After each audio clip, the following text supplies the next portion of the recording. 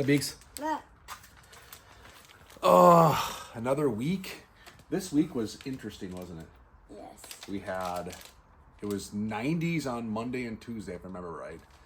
Then we had some weird, windy, gross rain, whatever. And then we had a big cold front that dropped 40 degrees. We woke up a couple days this week in the 50s. I had my Blackfish vest on, sweatpants all day. I think a couple days in a row, I didn't really take much of the vest off or the hoodie. Then it got warmer again as we progressed into Saturday and then Sunday. It's getting warmer again. We're back into the 80s.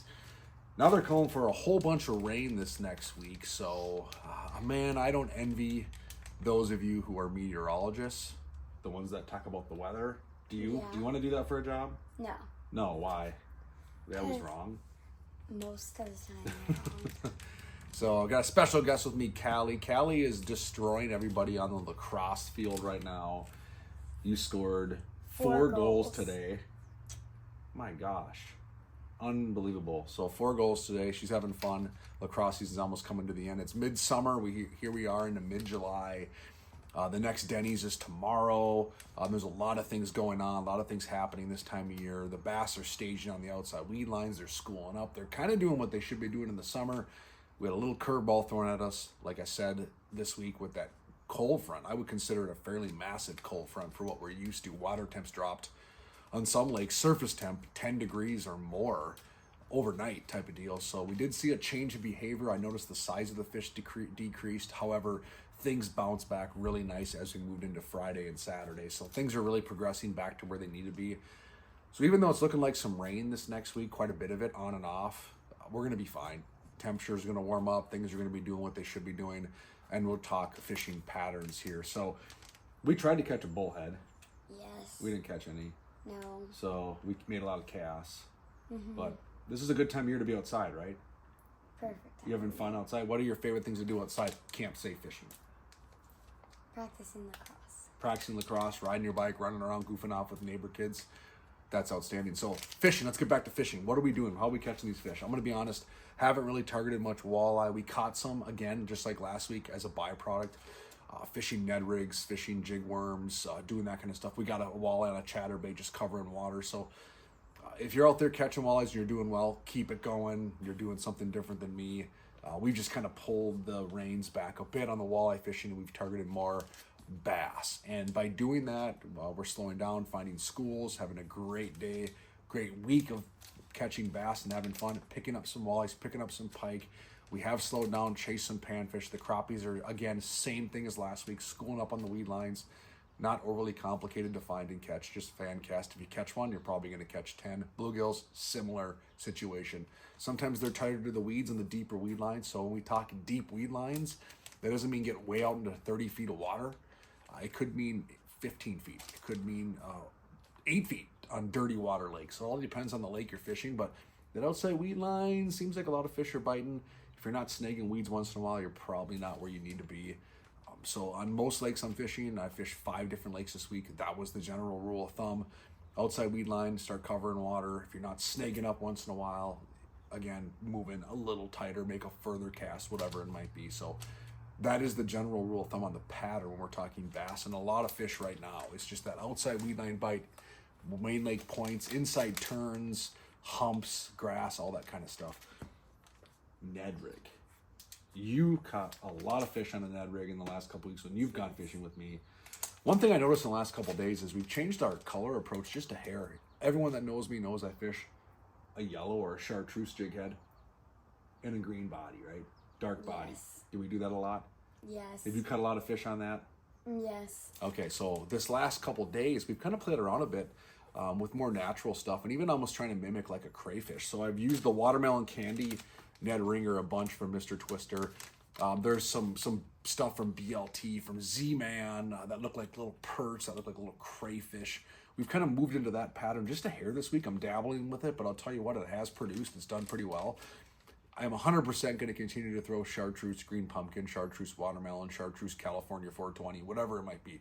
That's going to continue to be an important play in my book, especially as I go on Lake Minnetonka, Waconia, that kind of stuff. But as I've diversified a bit and played around with some things and seen that maybe these fish are a little more lethargic, And I've seen even some bites recently where I'm marking a lot of fish for, be it us, yes, on forward facing sonar, and they just don't want to commit. I've changed the color a little bit. I have never been a huge person to believe in that. I feel like put the bait in front of the fish, make it look or act the way it wants, and the fish bite. Well, I've seen in the last couple days, maybe it's that cold front that came through, that switching to something a little more bright, a little more gaudy, we caught fish, and we caught nice fish, and it outproduced some of the other traditional stuff I've been throwing. So I'll play around with that a little more this week and see if that's something we're seeing.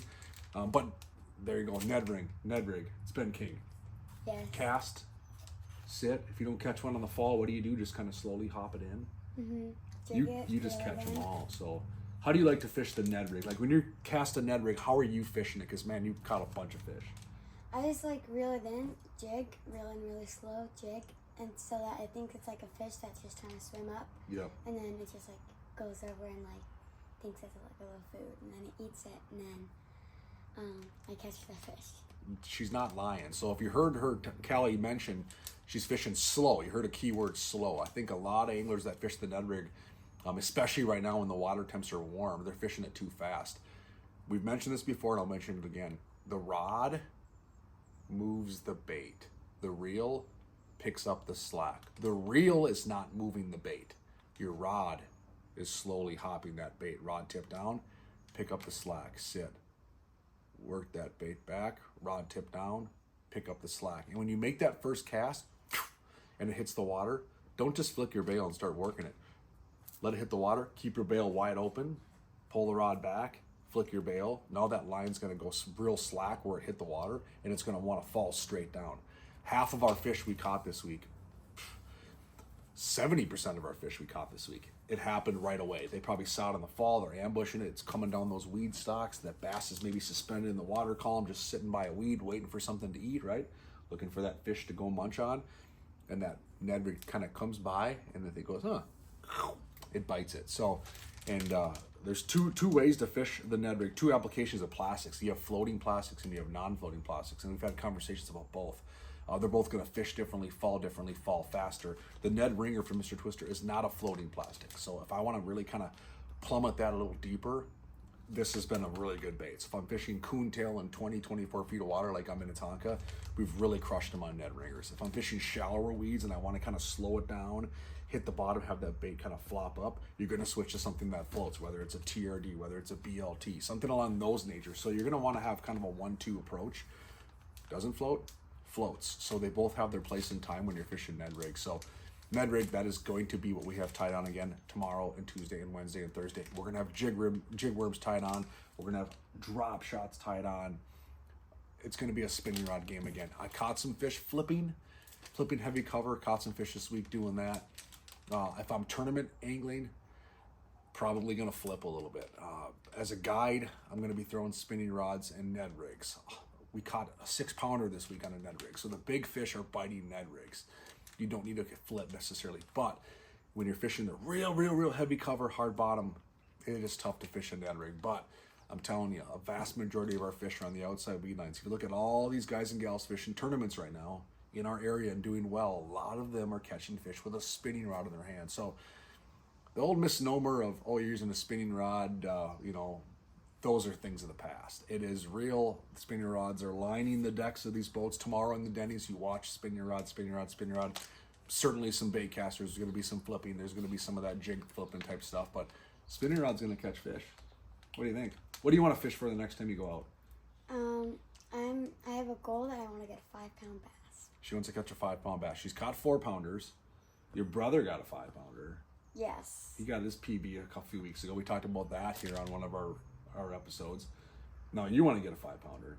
Yes. And you want to try to catch a muskie, I heard too. Yes. It's just that could be tough, but you could do it. Absolutely. You're going to be around them every time we go fishing. You never know. How big is the muskie going to be? As big as you? Yes, probably. Or as tall as you. Are you going to swim with it? Yeah. Oh, okay. So 5-pound bass. Okay, we got to get on that. We got some opportunities. You're going to fish a tournament. We can't tell anybody about it yet. We'll report back. You're going to fish a tournament in a couple weeks with me. So it's going down. So Have a wonderful week. Stay dry. Blackfish rain suit. Tell you what, that was a key part of my arsenal this week. From sun shirts to rain suits to vests to everything in between.